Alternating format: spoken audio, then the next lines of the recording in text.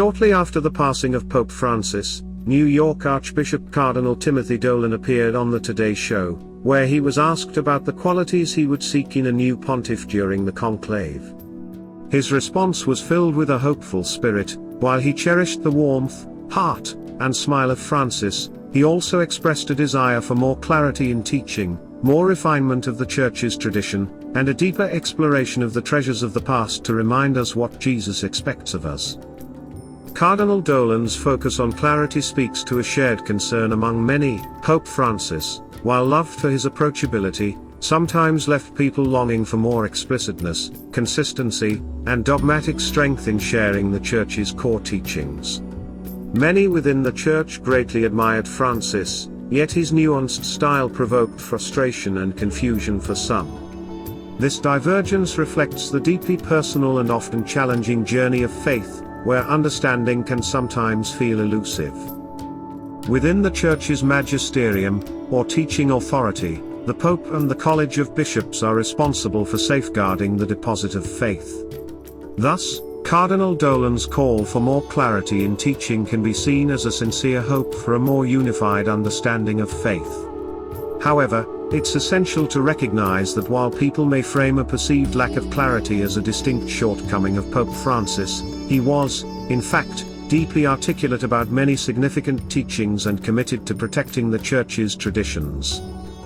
While moral and creedal beliefs are foundational to Catholic teaching, it's crucial to understand that separating doctrinal propositions from the pastoral example of the teacher can lead to misunderstandings about the role of the magisterium.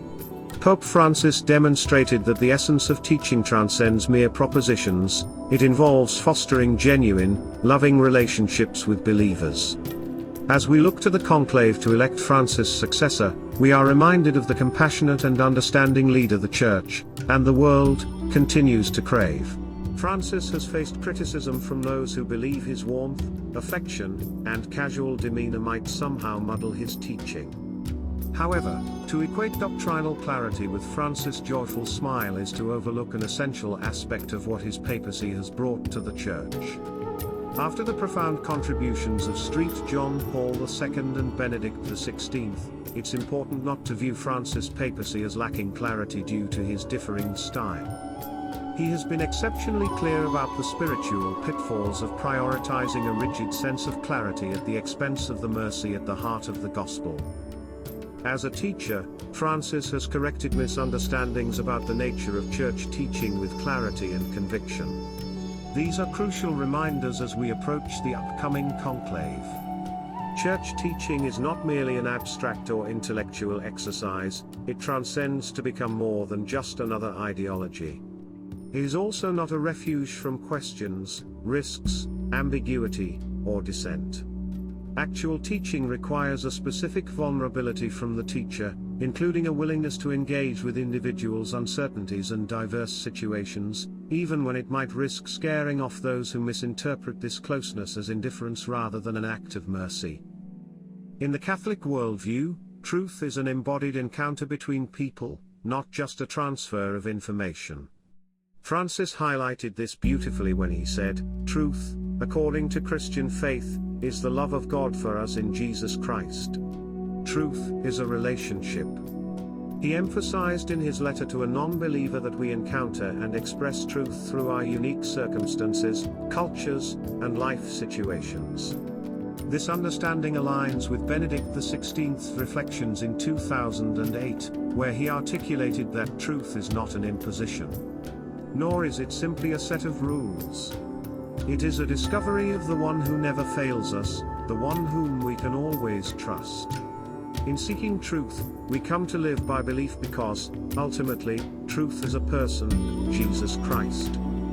When Jesus says, "I am the truth," it can feel like a puzzling concept in today's world, where people often see themselves as disembodied minds primarily focused on ideas.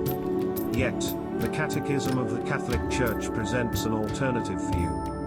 It tells us that the magisterium ensures the possibility of professing the true faith without error and that its pastoral duty is to help the people of God abide in the liberating truth. No. 890. Truth is something we exist within, and the role of the shepherd is to guide the flock so they can live authentically in truth. This task, however, can't be achieved just by having a precise grasp of doctrines. It goes much deeper. Over the past 12 years, Francis has told the Church that experiencing truth involves more than simply finding answers.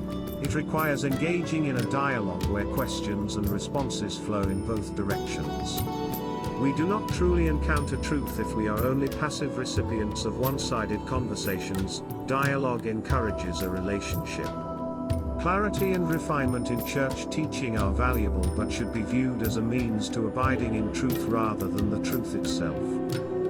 As the cardinals prepare to choose Francis' successor, there is a risk of overcorrecting perceived shortcomings. This could lead to a failure to recognize Francis' pastoral testimony to the truth and result in repeating patterns of error he consistently cautioned against. One systemic issue that Francis has illuminated is what he called Gnosticism, where an emphasis on knowledge and intellectualism overshadows genuine moral and spiritual transformation. In Evangelii Gaudium, Francis describes Gnosticism as a purely subjective faith that is only interested in experiences or an array of ideas meant to console or enlighten, yet ultimately keeps individuals trapped in their own thoughts and feelings. A misguided sense of sound doctrine or discipline can foster a narcissistic and authoritarian elitism that, instead of evangelizing, focuses on analyzing and categorizing others. Rather than opening the door to grace, energy becomes spent on scrutiny and verification. No. 94. This approach can sometimes seep into academic circles and into the church itself. When this occurs, the church risks becoming an endless seminar where the teacher's knowledge or students' competition for attention takes center stage. In contrast, Francis envisions Catholic teaching not only as informative but transformative. This might involve asking difficult questions, posing thought-provoking challenges, or even creating moments of uncertainty as the church seeks the spirit of wisdom. It's a beautiful, dynamic process that invites everyone to part. Francis has faced criticism from those who believe his warmth, affection, and casual demeanor might somehow muddle his teaching. However, to equate doctrinal clarity with Francis' joyful smile is to overlook an essential aspect of what his papacy has brought to the Church. After the profound contributions of St. John Paul II and Benedict XVI, it's important not to view Francis' papacy as lacking clarity due to his differing style. He has been exceptionally clear about the spiritual pitfalls of prioritizing a rigid sense of clarity at the expense of the mercy at the heart of the gospel. As a teacher, Francis has corrected misunderstandings about the nature of church teaching with clarity and conviction. These are crucial reminders as we approach the upcoming conclave. Church teaching is not merely an abstract or intellectual exercise, it transcends to become more than just another ideology. It is also not a refuge from